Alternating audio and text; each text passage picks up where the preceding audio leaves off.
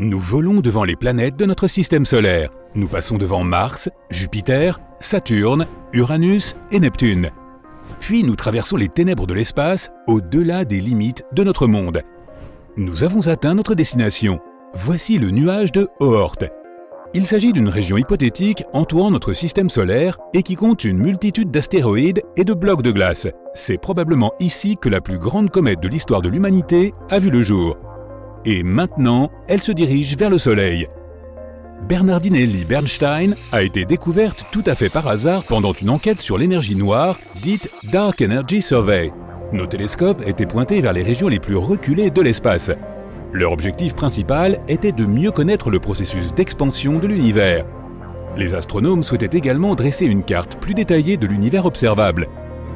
Les scientifiques ont analysé plus de 80 000 images et ont trouvé un objet en mouvement. Il était dangereusement proche de notre planète. Et sa taille de 100 km était impressionnante. C'est à peu près la largeur du lac Michigan. C'était une comète déjà active avec une longue queue. Généralement, la queue des comètes se forme à l'approche du Soleil. La chaleur de l'étoile réchauffe la surface de la comète et les matériaux légers comme la glace commencent à s'évaporer. Cela forme un nuage de vapeur et de poussière qui s'étend bien au-delà de la comète. Mais Bernardinelli Bernstein était trop éloigné du Soleil pour commencer à se réchauffer. Cela signifie que sa surface a une composition différente. Elle pourrait être composée de monoxyde de carbone solide, ce qui augmenterait sa luminosité. C'est probablement la raison pour laquelle on est en mesure de l'observer depuis la Terre avec nos télescopes. Nous pouvons comparer Bernardinelli Bernstein à la plus grande météorite qui soit jamais tombée sur Terre.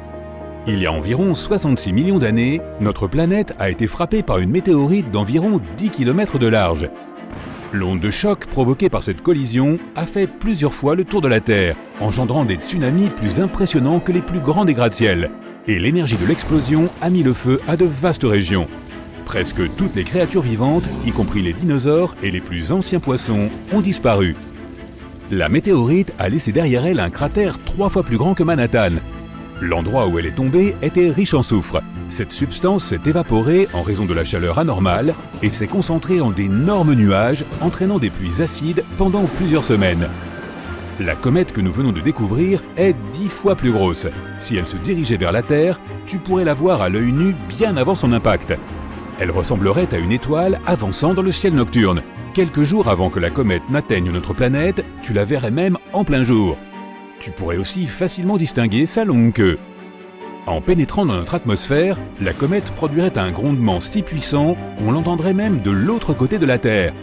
À ce moment-là, la comète commencerait à chauffer en raison de la friction de l'air. Elle commencerait à brûler, d'innombrables débris se détacheraient du corps principal de la météorite et tomberaient sur la Terre.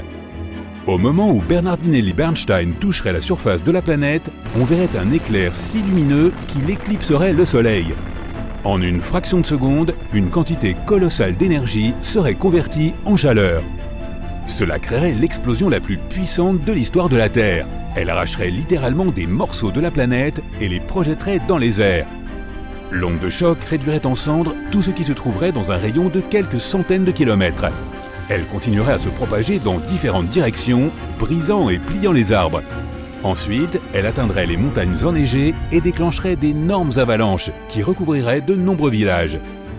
L'onde de choc ferait le tour de la planète, faisant éclater les vitres sur tous les continents. Les tsunamis seraient si hauts qu'ils dévasteraient des villes côtières entièrement. Le tremblement de terre le plus violent de l'histoire briserait le sol en créant de profondes fissures. Après l'impact, des milliards de tonnes de poussière et de cendres s'élèveraient dans le ciel. Un gigantesque nuage noir bloquerait complètement les rayons du soleil. La Terre serait plongée dans l'obscurité.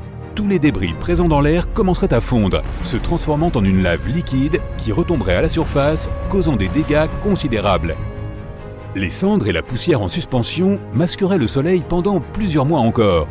En conséquence, la température sur Terre chuterait de plusieurs degrés. Même s'ils parvenaient à se réfugier dans de profonds abris et bunkers, les gens, ainsi que tous les autres organismes vivants de la planète, auraient peu de chances de survivre à cet événement. Heureusement, Bernardinelli Bernstein ne risque pas de s'approcher de la Terre de sitôt. Pour l'instant, la comète se trouve à environ 20 unités astronomiques du Soleil. Cela représente 20 fois la distance entre la Terre et le Soleil. Cela signifie que la comète va bientôt croiser l'orbite d'Uranus. En 2031, elle sera à 11 unités astronomiques de notre étoile. C'est juste à l'extérieur de l'orbite de Saturne. À ce moment, Bernardinelli Bernstein sera au plus proche du Soleil. Puis elle retournera vers les confins du système solaire. Mais la comète ne manquera pas de revenir. Elle s'éloignera du Soleil et ralentira jusqu'à ce que la gravité de l'étoile la tire en arrière. Ensuite, elle fera un autre tour autour de notre système solaire, mais cela prendra environ 3 millions d'années. Pour l'instant, ce sont d'autres météorites dont nous devons nous préoccuper. Par exemple, 3200 Phaéton. Elle croise les orbites de Mars, de la Terre, de Vénus et de Mercure. Puis elle fait le tour du Soleil et revient. Ce cycle dure environ 523 jours. Une fois ce temps écoulé, elle recommence. Cette météorite est considérée comme potentiellement dangereuse car elle traverse l'orbite de la Terre à seulement 7,5 distance Terre-Lune. Pendant l'une de ses dernières visites, ce bloc de roche de 6 km de large a arrosé notre planète de petits météores. Comme l'astéroïde passe souvent près du Soleil, sa surface ressemble probablement au fond asséché d'un marécage de boue. Elle est couverte d'écailles et de fissures. Lorsqu'elle passe devant la Terre, ces écailles se détachent et entraînent des pluies de météores. Mais le plus gros astéroïde potentiellement dangereux est 1999 JM8. Il a une taille équivalente à 77 terrains de football. Il passe devant la Terre à environ 9 distances Terre-Lune. Il s'approchera le plus près de notre planète en août 2137. Si une telle météorite venait à percuter la Terre, un continent entier pourrait être anéanti. Le reste du monde serait dévasté par d'immenses tsunamis, mais survivrait à l'événement.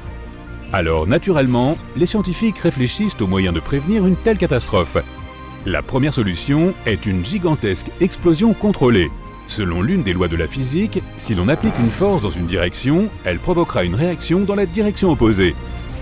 Donc si nous repérons un astéroïde sur le point d'entrer en collision avec la Terre, ce que nous devons faire, c'est envoyer une fusée vers lui. De cette façon, nous produirons une explosion contrôlée, pas à l'intérieur, mais juste au-dessus de sa surface.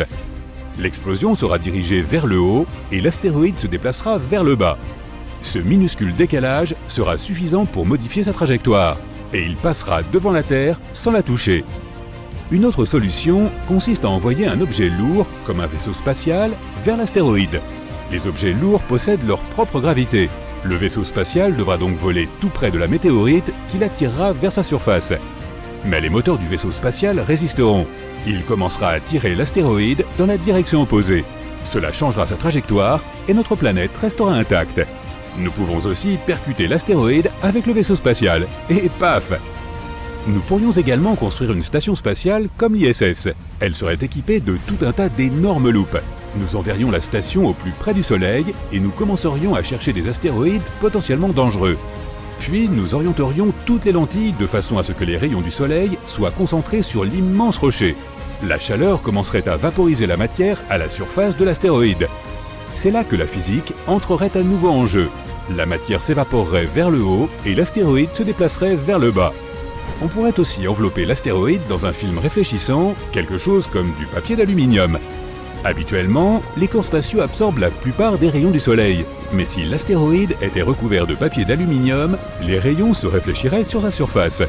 Cela créerait une faible force de poussée et ce serait suffisant pour éviter la collision. Et bien sûr, nous pourrions fixer des moteurs de fusée sur l'astéroïde. De cette façon, nous pourrions non seulement modifier sa trajectoire, mais aussi la contrôler. Mais cela dépendrait de sa taille et du nombre de moteurs nécessaires.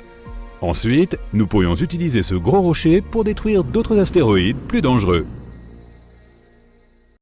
Tu lèves les yeux et tu vois un flash orange vif dans le ciel. Quelques instants plus tard, tu entends un boom si fort que les vitres des fenêtres autour de toi éclatent en morceaux. Et puis tu le vois, un énorme bout de roche spatiale brûlant au-dessus de ta tête et se dirigeant vers la Terre. Lorsqu'il touche la surface, l'explosion laisse derrière elle un énorme cratère. Il fait 19 km de profondeur et il est aussi large que le lac Michigan. Après cet impact, les 3/4 de tous les organismes vivants de notre planète se battent pour survivre. Cet événement a eu lieu il y a environ 66 millions d'années. Et l'éclair brillant dans le ciel n'était autre que ce fameux astéroïde qui a anéanti les dinosaures. De nos jours, nous avons de nombreux moyens de nous en protéger. Par exemple, nous pourrions nous cacher dans des bunkers profondément enterrés et survivre. De tels bunkers seraient d'ailleurs bien utiles car il y a de nombreux astéroïdes dans le ciel. Et certains d'entre eux n'attendent que leur fenêtre de tir pour faire des ravages sur la Terre. À commencer par l'astéroïde 1990 MU. En 2027, il s'approchera de façon alarmante de notre planète. De nombreux experts craignent que la force gravitationnelle de la Terre n'attire le rocher qui a la taille de 2 ponts de Brooklyn. Dans ce cas, il se rapprocherait et finirait par s'écraser sur la surface de la planète. Un tel impact provoquerait une onde de choc qui serait ressentie sur d'autres continents. Une fois que l'astéroïde aurait touché le sol, il y aurait une explosion. Elle serait si brillante qu'on pourrait se dire qu'un nouveau soleil vient d'apparaître ici même sur Terre. La collision libérerait une énorme quantité d'énergie qui se transformerait ensuite en chaleur. Tout ce qui se trouve autour du point d'impact prendrait feu instantanément. Et si l'astéroïde tombait dans l'eau, cela provoquerait des vagues de tsunami plus hautes que l'Empire State Building. De nombreuses villes côtières seraient inondées, la poussière qui s'élèverait après l'explosion recouvrirait le soleil et le monde serait plongé dans l'obscurité. Si la poussière restait dans l'air assez longtemps, le climat de la planète changerait et la Terre commencerait lentement à geler. Si tu penses qu'une si petite météorite ne peut pas causer de si graves dommages, regarde la météorite de Tcheliabinsk. Elle a frappé la Terre pendant l'hiver 2013. Lorsque la roche spatiale est entrée dans l'atmosphère, des personnes situées à des kilomètres ont entendu une forte détonation. L'objet brillant et incandescent s'approchait de la surface terrestre à une vitesse d'environ 18 km par seconde. À mi-chemin, il s'est scindé en plusieurs morceaux. Cela a provoqué plusieurs ondes de choc plus fortes. Lorsque les fragments ont touché le sol, cela a provoqué un important tremblement de terre. Et la réplique des explosions a brisé les fenêtres de 5000 bâtiments. Les habitants de 6 villes autour du lieu du crash ont ressenti les secousses de l'impact. Or, cette météorite ne faisait que 18 mètres de diamètre. Heureusement, l'astéroïde 1990 MU passera a priori à une distance raisonnable de notre planète, donc nous ne serons pas en danger. Ouf! Mais le prochain astéroïde qui s'approchera de la Terre aura un diamètre de 4,8 km. Il s'appelle 3122 Florence. Si ce géant frappe notre planète, il pourrait rayer des continents entiers de la surface de la Terre. En 2017, ce rocher spatial s'est terriblement rapproché de nous. On pouvait le voir dans le ciel, même avec un petit télescope. L'astéroïde suivant est le plus gros dont il faille s'inquiéter, 1999 JM8. Il est à peu près aussi large que Manhattan, et il a la fâcheuse habitude de s'approcher de la Terre un peu trop près au goût de tous. Un petit astéroïde nommé 2020 VT4 s'est approché de notre planète plus près qu'aucun autre ne l'a jamais fait. En novembre 2020, il a survolé l'océan Pacifique à une altitude à peine inférieure à la distance entre Los Angeles et Las Vegas. Cette roche spatiale avait la taille d'une grosse voiture. S'il avait pénétré dans l'atmosphère terrestre, l'astéroïde se serait désintégré complètement avant de toucher le sol. Les chutes d'astéroïdes et de météorites ne sont pas si rares sur notre planète. Mais heureusement, la plupart d'entre eux s'embrasent et se consument lorsqu'ils entrent dans l'atmosphère. C'est Mars qui est responsable de ces pluies de météorites si fréquentes. La planète ne se trouve pas loin de la principale ceinture d'astéroïdes du système solaire. Et parfois, l'attraction gravitationnelle de la planète rouge attire les astéroïdes qui s'y trouvent. Puis Mars les fait tourner et les projette dans notre direction, un peu comme une fronde. Heureusement que nous sommes protégés par Jupiter. C'est la plus grosse planète de notre système solaire et elle possède un champ gravitationnel incroyablement puissant. Celui-ci maintient la ceinture d'astéroïdes en place et nous évite d'être constamment frappés par une pluie de météorites. Et c'est une bonne nouvelle, étant donné que Cérès se trouve dans la ceinture d'astéroïdes. Cet énorme rocher de l'espace est si massif que l'on considérait autrefois que c'était une planète. Puis, pendant de nombreuses années, les scientifiques ont catégorisé Cérès comme un astéroïde. Mais en 2006, il a finalement été reclassé comme une planète naine. Cet objet spatial représente à lui seul un tiers de la masse totale de la ceinture d'astéroïdes, soit environ 4% de la masse de notre Lune. Si la Terre avait la taille d'une pièce de 5 centimes, Cérès aurait la taille d'une graine de pavot. Si un astéroïde de plusieurs kilomètres de diamètre se dirigeait vers notre planète, pourrait-on le stopper? Nous pourrions briser le rocher en plus petits morceaux à l'aide d'une explosion massive. On n'aurait d'ailleurs même pas besoin d'atteindre l'astéroïde géant. Il suffirait seulement de se rapprocher de sa surface. Boum! Une puissante explosion d'énergie diviserait l'astéroïde en plusieurs gros morceaux et des tonnes de débris. Les plus petites pierres se consumeraient dans la chaleur dégagée par l'explosion. Et cela modifierait également la trajectoire de l'astéroïde. Les plus gros fragments brûleraient en entrant dans l'atmosphère. Tous les témoins de cette exceptionnelle pluie de météorites auraient la chance d'admirer un magnifique spectacle de feu. Un autre moyen de protection pourrait être un bélier cinétique. En termes simples, il s'agirait d'un énorme objet que les gens enverraient vers l'astéroïde en approche.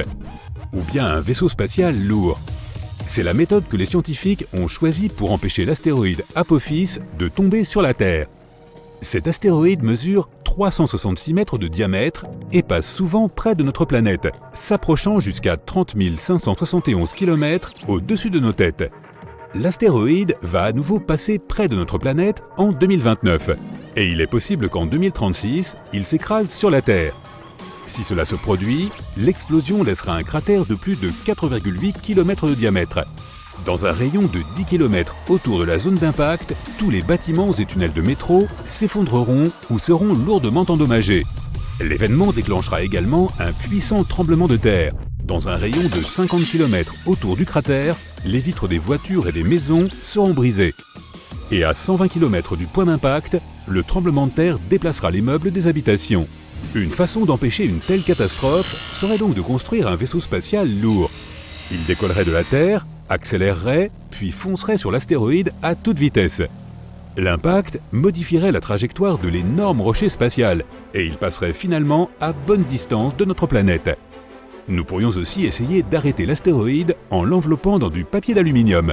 Cela rendrait sa surface réfléchissante et la pression solaire pourrait alors modifier progressivement la trajectoire de l'astéroïde. Une autre alternative consisterait à utiliser un remorqueur gravitationnel. Il faudrait envoyer un vaisseau spatial massif et sans équipage vers l'astéroïde. Il volerait jusqu'au rocher spatial et l'attirerait lentement auprès de lui grâce à sa propre force gravitationnelle. Un petit changement de cap suffirait pour que l'astéroïde croise notre planète sans la heurter. Une autre façon de protéger la Terre serait de construire un système de lentilles géantes dans l'espace. Tu as peut-être déjà essayé de concentrer la lumière du Soleil avec une loupe. Tu sais alors à quel point cette lumière concentrée peut être chaude.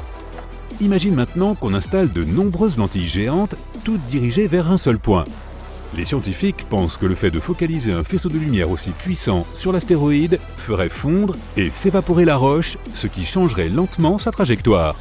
Un autre moyen supplémentaire de nous protéger serait d'installer plusieurs moteurs à sa surface. Cela transformerait l'objet spatial en une sorte de fusée, et on pourrait alors déterminer sa trajectoire depuis la Terre. Les étoiles errantes représentent un danger bien plus grand.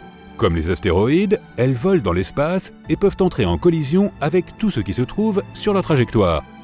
Le problème est qu'elles ont une masse gigantesque, parfois comparable à celle de notre Soleil.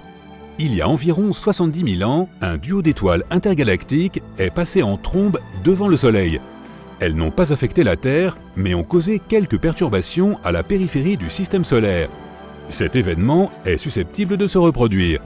Un jour, l'étoile solitaire Gliese 710, qui a une masse équivalente à la moitié de celle de notre Soleil, se déplace en ce moment même vers notre système solaire. Il est possible qu'elle commence à attirer des roches de la ceinture d'astéroïdes extérieure et à les attirer vers nous. Et alors, les rares pluies de météorites que l'on peut observer de nos jours deviendront un événement régulier. Mais pour l'instant, cette étoile errante est extrêmement éloignée de notre monde. Et il y a plus de chances qu'elle passe à côté de nous sans affecter notre paisible existence. Le soleil se lève sur les arbres, les marécages et la végétation foisonnante de la péninsule de Yucatan. Nous sommes il y a 66 millions d'années, les derniers jours de l'ère mésozoïque. Ce monde pacifique ne sait pas encore qu'un astéroïde de la taille d'une montagne se rapproche de la Terre à une vitesse de plus de 60 000 km/h. On dirait une boule de feu qui grossit de plus en plus à chaque minute. Bientôt, elle semble plus grosse que le Soleil. Les dinosaures qui vivent alors sur Terre ne se doutent pas qu'ils doivent fuir afin de se mettre à l'abri. Même si, à vrai dire, cela ne les aiderait en rien. L'astéroïde s'écrase sur Terre avec une puissance énorme. Il continue sa trajectoire à l'intérieur de la croûte terrestre, s'enfonçant de plusieurs kilomètres. L'impact laisse un cratère de plus de 160 km de diamètre. des milliers de kilomètres cubes de roches se transforment instantanément en vapeur. Cette collision déclenche une série de catastrophes naturelles qui effacent 80% de la vie sur Terre. C'est cet astéroïde qui met un terme à l'ère des dinosaures. Toutes les créatures assez proches pour voir l'impact ne survivent pas plus de quelques secondes. Aux alentours du point d'impact, le sol est recouvert de milliers de centaines de mètres de cendres chaudes, de gravats et autres débris. 9 secondes plus tard, tout ce qui se trouvait à des kilomètres à la ronde, herbes, arbres et arbustes s'enflamment. Ce qui n'est pas calciné dans les minutes suivant la collision est vite noyé. À certains endroits, les vagues de tsunami atteignent plus de 300 mètres de haut. Des séismes commencent à secouer la Terre comme jamais auparavant. Leur puissance est équivalente à tous ceux connus par la planète au cours des 2 siècles précédents, comme s'ils se déclenchaient tous simultanément.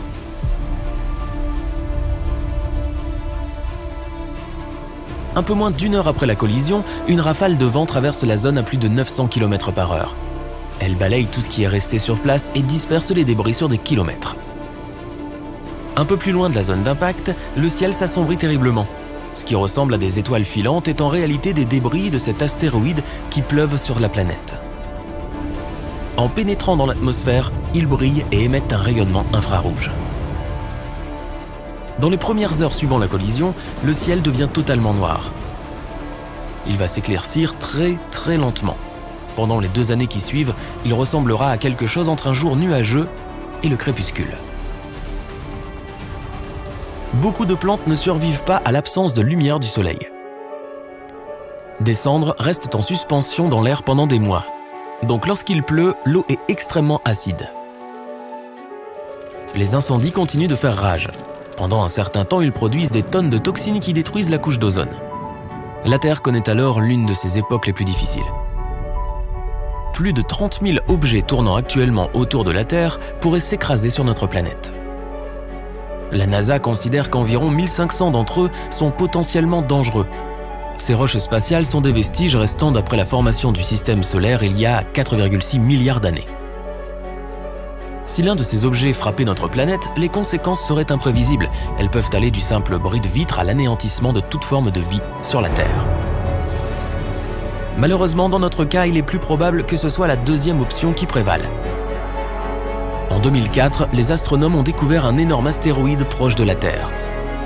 Les premières observations ont permis d'estimer que la probabilité de risque qu'il frappe notre planète s'élevait à un peu moins de 3%.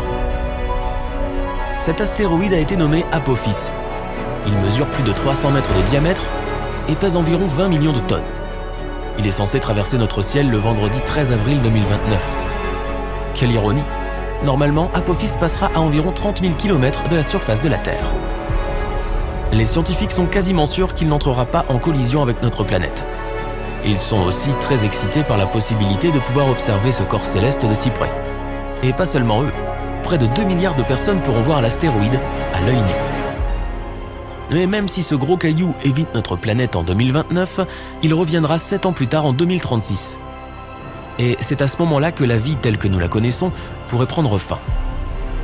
L'attraction gravitationnelle de la Terre est susceptible de le faire passer plus près, et lorsqu'il repassera près de 10 ans plus tard, sa trajectoire sera proche de la collision. Alors, que se passerait-il si Apophis ou un autre astéroïde de cette taille s'écrasait sur la Terre ? Il percuterait notre planète à plus de 1600 km/h. En raison de sa taille énorme, la friction de l'air ne pourrait même pas le ralentir. C'est la croûte terrestre qui l'arrêterait. L'impact transformerait instantanément en vapeur non seulement l'astéroïde lui-même, mais aussi un énorme morceau de la croûte terrestre. Une telle collision raserait tout, même les immeubles en béton armé situés à plusieurs kilomètres du cratère. Si l'astéroïde s'écrasait dans l'océan, des vagues de plusieurs centaines de mètres de hauteur se créeraient et balayeraient les côtes avoisinantes. Certains débris seraient propulsés tellement loin qu'ils quitteraient l'atmosphère pour se mettre en orbite autour de la Terre, mais la plupart d'entre eux finiraient par retomber, en réchauffant l'atmosphère jusqu'à ce qu'elle devienne aussi brûlante qu'un four. Les feux de forêt se propageraient partout dans le monde et tout ce qui ne serait pas abrité sous terre serait carbonisé en un rien de temps. Ensuite, pendant au moins 1 an, la Terre aurait la même apparence que lorsqu'elle a été frappée par l'astéroïde il y a plus de 60 millions d'années. Cendres, poussière, plus de lumière du soleil, un endroit lugubre. Au fait, en 2015, les astronomes ont remarqué un astéroïde mesurant près de 400 mètres de large, à peine 3 semaines avant qu'il ne frôle notre planète de façon alarmante. Si sa trajectoire avait été légèrement différente, personne n'aurait eu le temps d'empêcher la collision ou de se sauver. Mais est-ce que cela signifie que si un tel monstre se dirigeait vers la Terre, nous serions tous condamnés ? Pas d'inquiétude, on aurait encore une chance de s'en tirer. Premièrement, nous pourrions utiliser un vaisseau spatial pour faire dévier cet objet de sa trajectoire, ou même le réduire en morceaux. Les scientifiques pourraient aussi le ralentir en concentrant des rayons de soleil sur lui. On pourrait également tenter de le dévier grâce à un tracteur gravitationnel. Théoriquement, c'est un engin spatial qui pourrait dévier d'autres objets dans l'espace sans les toucher. Dans les films de science-fiction, d'énormes astéroïdes menacent souvent la Terre en prenant les astronomes par surprise. Ils foncent vers notre planète à une vitesse fulgurante et sont découverts à peine quelques semaines, voire quelques jours avant l'impact. En réalité, les scientifiques observent en permanence tous les objets plus ou moins grands qui se trouvent aux alentours de notre planète. Cela signifie qu'ils auraient largement le temps d'agir avant que l'inévitable ne se produise. Il existe 3 types de missions que les scientifiques pourraient mettre en place à court terme. Celle de type 0 consiste à précipiter un lourd vaisseau spatial vers la météore avec un seul but, le faire dévier de sa trajectoire. Dans ce cas, les astronomes devraient se fier aux informations déjà disponibles. La mission de type 1 impliquerait un éclaireur qui serait envoyé vers cette menace afin d'obtenir des informations plus précises sur elle. Ce n'est qu'ensuite que le vaisseau principal serait lancé. Avec des informations plus précises, le résultat obtenu serait beaucoup plus productif. Et si les scientifiques choisissaient la mission de type 2, ils enverraient en même temps un éclaireur et un petit vaisseau spatial. Le vaisseau spatial ferait légèrement dévier l'astéroïde de sa trajectoire, puis l'éclaireur recueillerait toutes les informations nécessaires. En se basant sur ces données, le vaisseau principal terminerait le travail avec une seconde poussée plus précise. Si aucune de ces méthodes ne fonctionnait, nous pourrions essayer d'aller nous réfugier dans les profondeurs de la Terre ou de construire des abris au fond de l'océan. Mais il faudrait trouver des sources d'énergie pour nous aider à survivre pendant plusieurs décennies. En plus, il faudrait créer un système de survie pouvant maintenir la fraîcheur de l'air et de l'eau. Une autre option, qui ne semble pas encore réaliste, consiste à aller dans l'espace. Mais il ne peut s'agir d'une orbite terrestre basse, qui correspond à environ 1900 km d'altitude, car les débris qui s'envoleraient pourraient facilement atteindre aussi cette hauteur. Cela laisserait donc 2 options, la Lune ou Mars. Malheureusement, pour l'instant, nous n'avons aucune idée de la manière d'établir une colonie spatiale autonome. Et il ne reste pas beaucoup de temps pour le découvrir.